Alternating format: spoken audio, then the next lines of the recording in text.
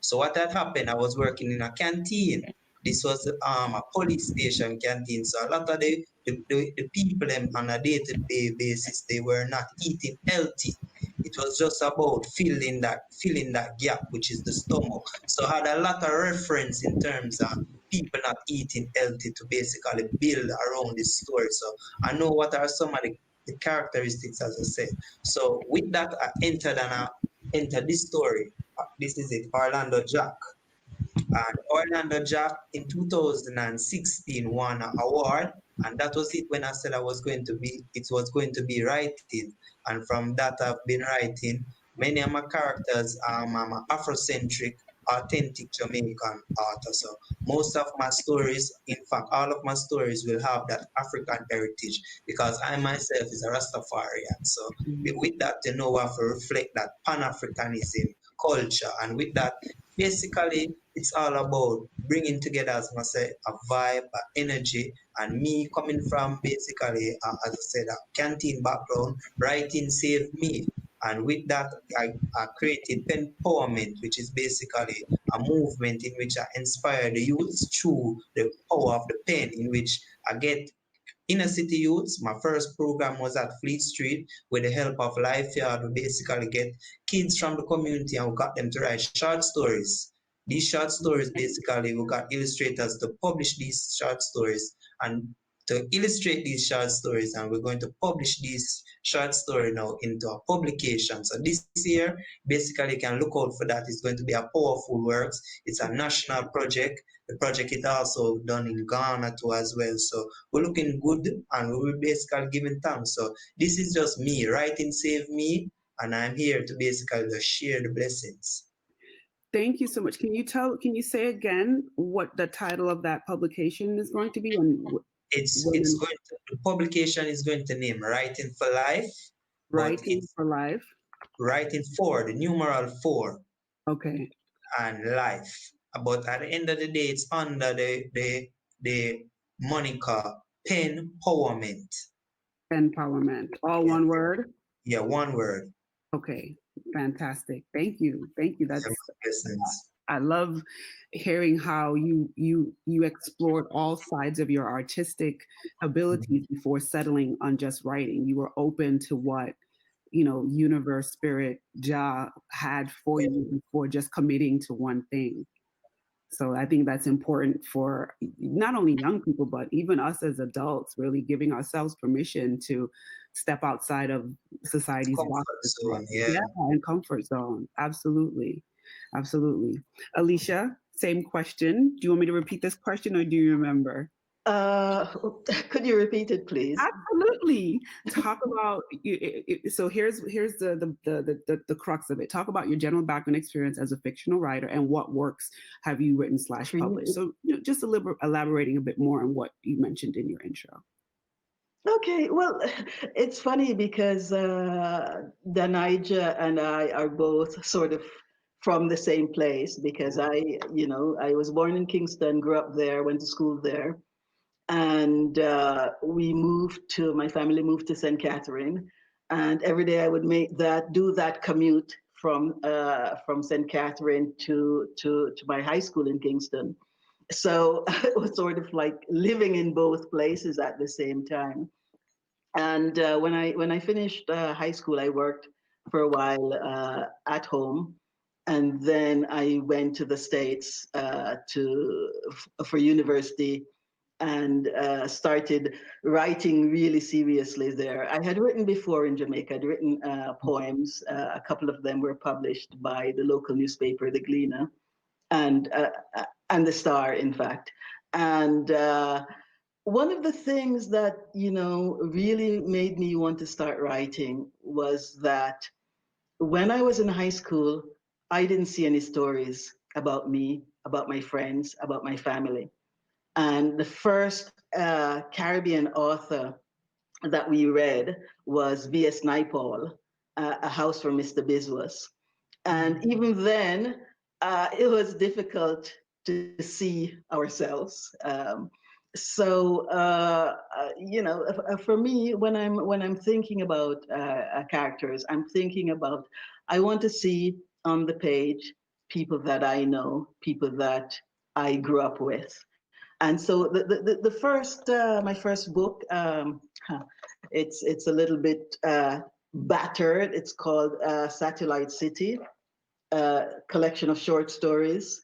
And so this book was awarded the Commonwealth Writers' Prize for the Caribbean way back when. And since then, I've written a couple of books for children. And the latest book is called Sweetheart, which is a novel. And this was, I don't know if you can see it. Yeah. Yeah. Yeah. Yeah. So More this towards was your there perfect. you go. I'll hold on. The Right light, there, because perfect. it's nighttime. Yeah. Okay. Okay. Yeah. So this was awarded the Commonwealth Book Prize for the Caribbean as well. And so this is the latest book. It's been translated into French, and we're working on getting it translated into to other languages. So yeah, I don't know what else to add. I've moved around quite a bit. And one of the things that I try to do wherever I am is to promote Caribbean writing. I go to schools in France, sometimes with a friend of mine, a jazz singer, and we do performances of short stories. And we try to promote Caribbean writing in general. Thank Thanks for you. the question. Absolutely, absolutely. And David, please, do you want me to repeat the question? Unmute.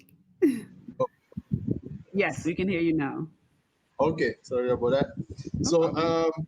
my background, I have always loved reading, and reading has been something that I've been doing since primary school. So, you read all of the children's books, then you get to secondary school, and you read the more advanced books. So, I got into books that dealt with crime and espionage and things like that. And book clubs with schoolmates. And so that got me into writing along those lines of crime and espionage and things like that. And I remember writing a lot of short stories back then. And this was in the 80s, before we had access to computers and word processing and stuff. So you actually had to write out on paper. So I used to have a bank of those things, but I don't have them now because this was on paper, so they were lost. They got destroyed. Probably stored them in a box somewhere under a bed, and well, after years, you know what happened to that. I attended college in the United States. 4 years. I worked there for 1 year, so I spent a total of 5 years there. And I remember at some point, maybe after I graduated from college in the States, somebody asked me, "What do you really want to do?" Yeah. And I said, and the person was taking aback. Really? Right? Why would you want to write a book? And even back then, I knew the title of my first book. And I never got down to, because I was a teacher since 1994 when I returned to Grenada. I never got down to putting pen to paper or fingers to keyboard until Mm. 2012, I think. Oh, wow. And I already knew the title, and I came up with White Spice. And Perfect. White Spice is a crime thriller. Mm. White Spice is crime fiction, and it's set in Grenada. I made up my mind when I write, I'm going to set all my stories in Grenada, or at least within the state of Grenada. And I needed to come up with a crime thriller. I thought about the basic, house breaking and stealing, or robbing banks and stuff, but that's boring. So I thought, let me go big and get into drug trafficking. The stories about. Back then, that wasn't a big thing long here. This was in published it in 2015. So between Yeah. 2012 and 2015, the drug trafficking trade wasn't a big thing. Nowadays, I'm hearing some stories. I'm wondering if they read my book. But Yeah. so that's my attempt at writing and publishing. And it's self-published. A lot of us in Grenada, we self-publish. Then I switched genres totally, and I went to culture and heritage. And this one is called That Time in Bogles. And Mm. this one I wrote, I guess, to honor my mom, who's from the village of Bogles in Carriacou. And she's in her 70s, and I thought, what can I do to honor her contribution to life on that island and to life in general? So I went back and thought about writing about her village. Um, I thought it would have been a huge challenge to write about when she was a child. That would have been in the 50s. No, I'm not going back there. So I decided to go to the, let's stick with the 80s. And even at that time, the culture in Carriacou was still culture, authentic. Yeah. The dances, the food, the way they prepare things, the music. It still exists today, but to the extent of its authenticity back in the 80s. So that's why I decided to go a totally different route from my first crime thriller. And I said, let me see Yeah. how versatile I am. And I went to that type of August.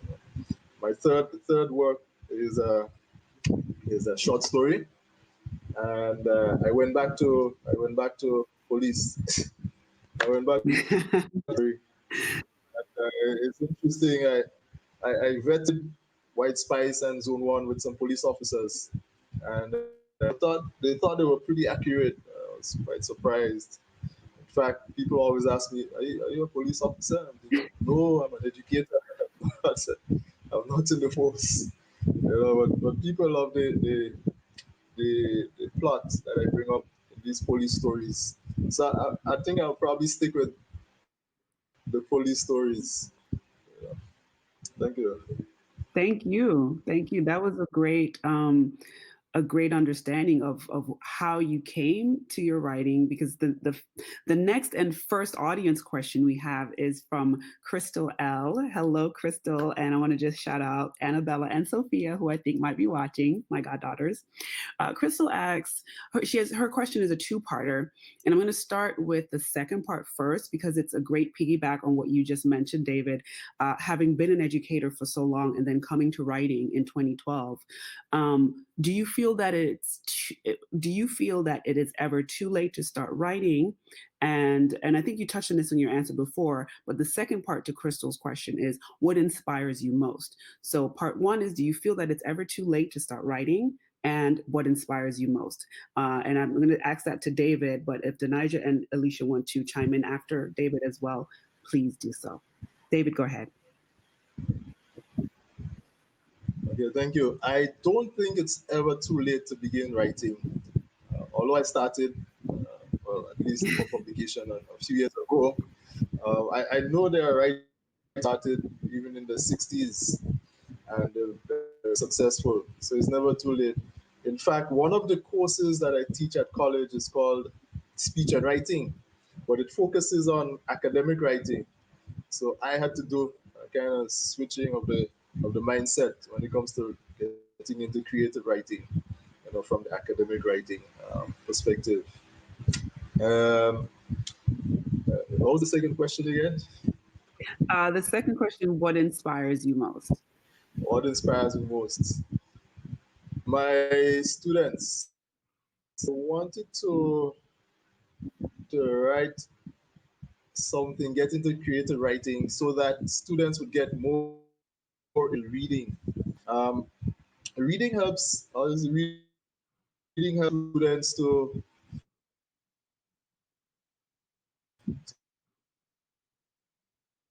understand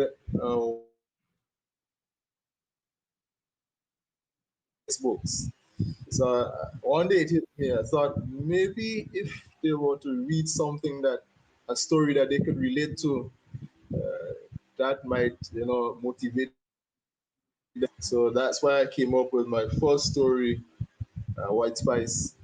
Not that they could relate to the actual drug trafficking trade and all of that, But just the setting, the storyline, being in Grenada, and all of the cultural things I put in the story, whether it's music or food or the physical space or spaces that I've placed in the story, they could relate to. You know, oh, I've been there. Yes, I know that place. That person sounds like this person, and so on. So the students motivated me a lot. I just wanted them to be able to read and get into comprehension better, and by extension, write better. You know? So because I mean, I teach students who are preparing for CAPE. Just want them to write as well, and then that took me into another direction where I started just thinking about the general audience. Okay, thank you. Thank you for that answer. Alecia or Danijah, would you like to chime in on that question? Alecia, Shall go I ahead. go? Okay. Yeah. So is it ever too late to start writing, or is it ever too late? I don't think so. I think you can start writing at any age, really. If stories come to you, no matter what age you are, I think yes. Of course, you know that you can write whenever. The thing is, can you be published? And I think that is more the issue. That after a certain age, do publishers even want to speak with you? You know, this is the thing. But as far as writing, I don't think there is any kind of age limit. There are people who've published stories when in their teens. Kids, I know there's a Jamaican student who published a book not too long ago. I think she was maybe 15 or 16. And there are people publishing well into their 80s. Toni Morrison was publishing right up, to the time she died. There are many Caribbean writers who are still publishing in their 70s and who are writing fantastic things, who are writing very, very relevant poetry and stories. I don't think age should hold you back.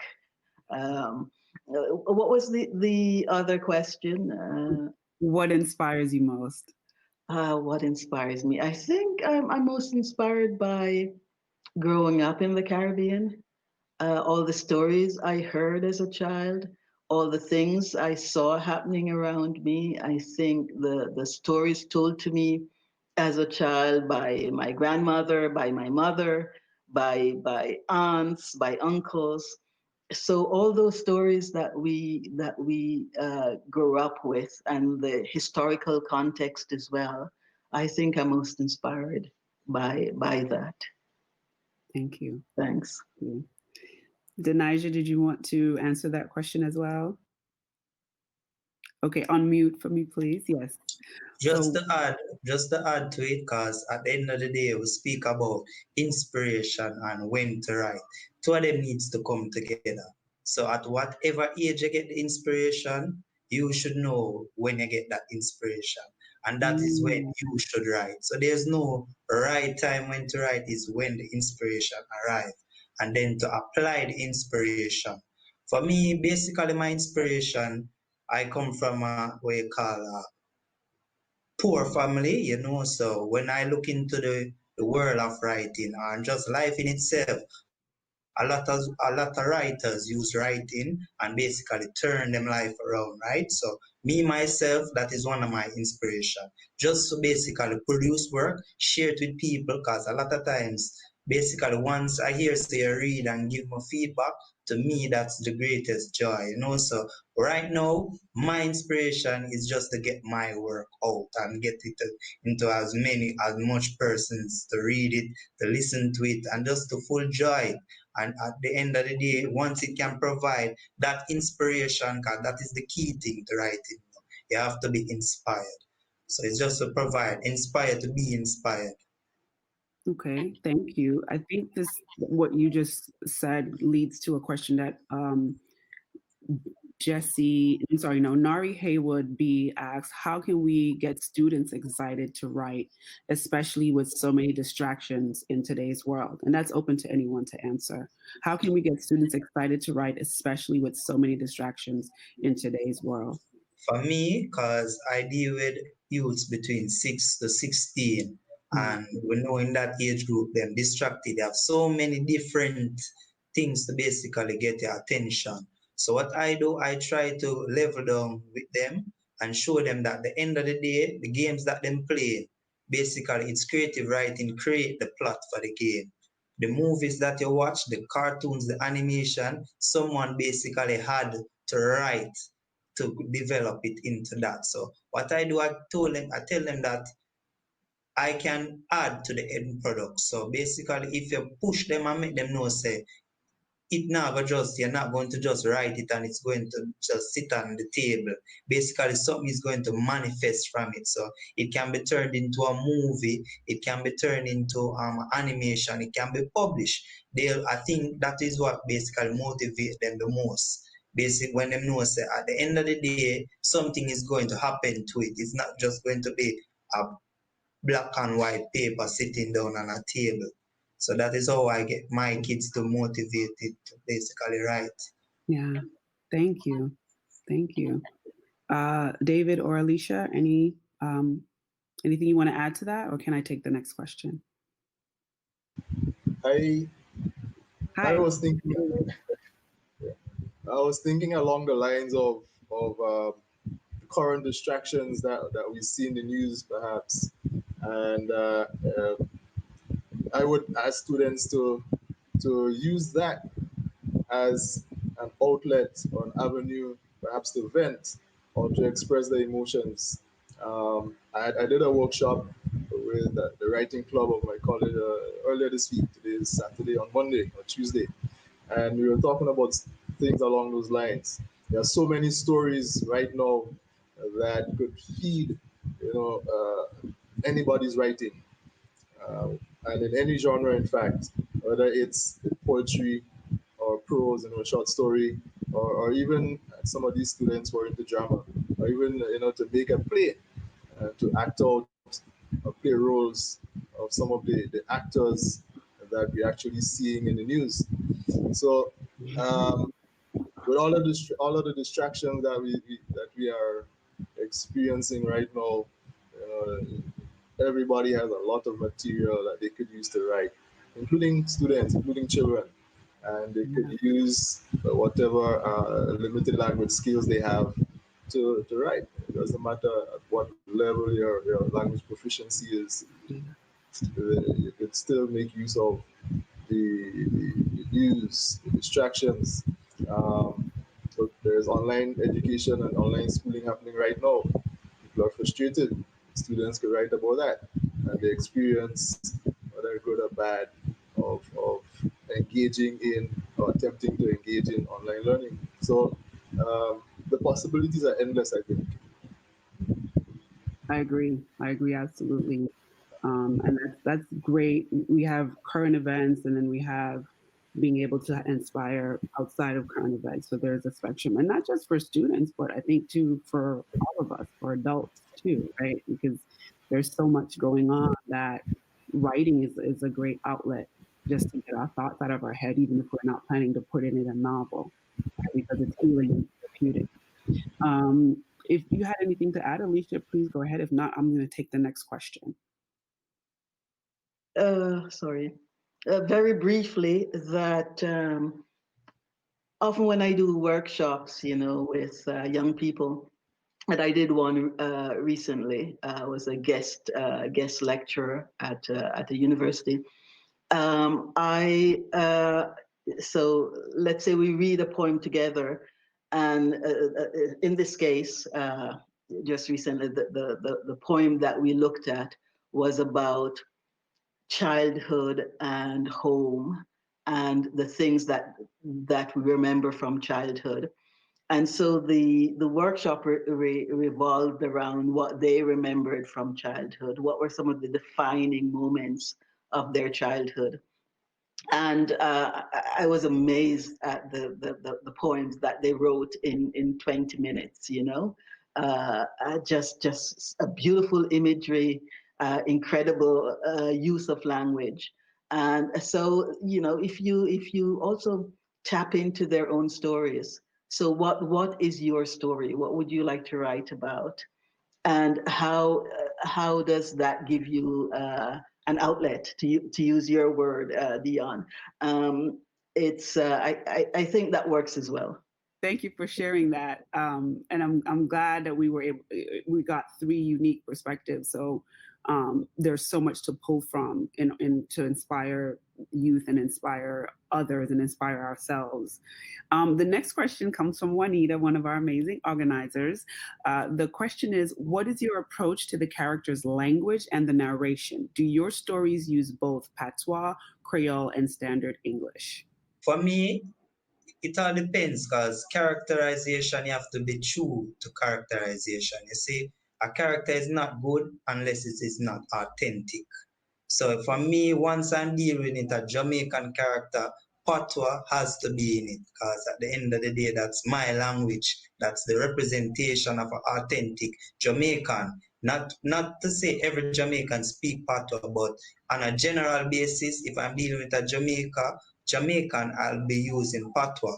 For instance, if it's an international character, it's basically more into what that character is, who that character is. So once and to make that character seem authentic. So once to make it authentic, I have to use patois, I'll use patois. But if patois is not needed, I don't need to use it. So it's all about getting that character to feel authentic. Thank you. David? Yeah, I always uh, make sure to use our Grenadian Creole English whenever I write. Just like Danijah said, to make the story authentic. Um, if we want to if we want to showcase the culture of the country, the language is an integral part of the culture. At least the vernacular or the dialect of the English in our case is an integral part of the culture. So it would really look unnatural and sound unnatural if you have some people moving around speaking in standard English. Well, again, it depends on the setting. It depends on the setting. In my book, that time in Bogles, which is set on the island of Carriacou, which is away from the mainland, the people there speak a bit differently, even in their vernacular of Creole English, than we do on the mainland. So whereas the star of the story, Daniel, is from Grenada, and he spends his Easter holidays in Carriacou with his cousins, the language that I write in the book should showcase that he speaks differently from his cousins and his aunts and his other relatives. So, for example, somebody asked him, "What's his name?" But she asked, "How they call you?" And he was kind of surprised and he started to laugh. I mean, obviously, a kayak, people from Carriacou, a kayak wouldn't laugh at that because they'd be accustomed to that. But he started to laugh silently, of course. He couldn't laugh in the lady's face. I see that. But that kind of showcases the difference between the kayak version of Creole English and the Grenadian on the mainland Creole English. And there are so many examples of that. Obviously, not just in Grenada, but all over the Caribbean, Trinidad to Tobago, St. Kitts to Nevis, obviously different parts of Jamaica and so on. So if we were to write totally in standard English, it just wouldn't bring out the Caribbean flavor or the island flavor to the story. And not to mention, there are a lot of things that we call like fruits and vegetables and foods and even animals, even people's names. In the Caribbean, you call somebody perhaps based on, or you give somebody a name perhaps based on how they look. Like I have a character inside here who's called Bamboo. So how do you think Bamboo looks? And why would they give him the name Bamboo? You know. And another character is called Fat Boy. This was in the 80s, so back then it was no big deal. We probably won't do that today. But in the 80s, big boy, teenager, but he's called Fat Boy. He answers to that, you know. And that's the Caribbean flavor. And I think that's what I like about Caribbean writing. We tend not to shy away and perhaps be politically correct about these things. Yeah. Thank you, David. Yeah. Alecia? Okay. I think language is really, really important, and especially when we're talking about how our characters speak. Danijah said something earlier about you have to be true, and you have to be true to your story. You have to be true to your characters, and you have to be true to language. And as David said as well, that this is how we speak, and if you and I tell this to my students as well. If you're going to have a kid from, you have a character and it's a child from a certain background, and you make that child speak in a way that's not credible, then you're sort of failing. There must be credibility. The language has to be believable, and the character has to be believable, and those things go together. It's the same thing as how does your character behave in a given situation. How does your character develop? All this has to be credible. Um, and the same thing with language. And I just want to add too that, when we write, I grew up hearing people say speak properly, and by that they meant speak the Queen's English, right? And I think when you choose to write your story in patois or Creole, you're sort of actually taking the language back, and that is a very positive thing. I think we have to take the language back and own it. Absolutely. Absolutely. I agree with that wholeheartedly. I could elaborate so much on that, but we have time for one more question. And this question is for Danijah. Ask Danijah if there is a culture of machoism serving to discourage male youth from becoming writers. Did you face that circumstance, Danijah? Blessings. So for me, where I'm from, you tend to see that males in general, them don't gravitate towards writing per se. And we have a lot of obstacles. A lot of them feel it's not as for them so macho to write, but we Jamaicans we boast some of the best male writers. And this is it, a lot of us don't see that representation to on a day-to-day basis. Because for instance, where I'm from, I don't see a lot of male writers, but I can say this for me myself as an inspiration.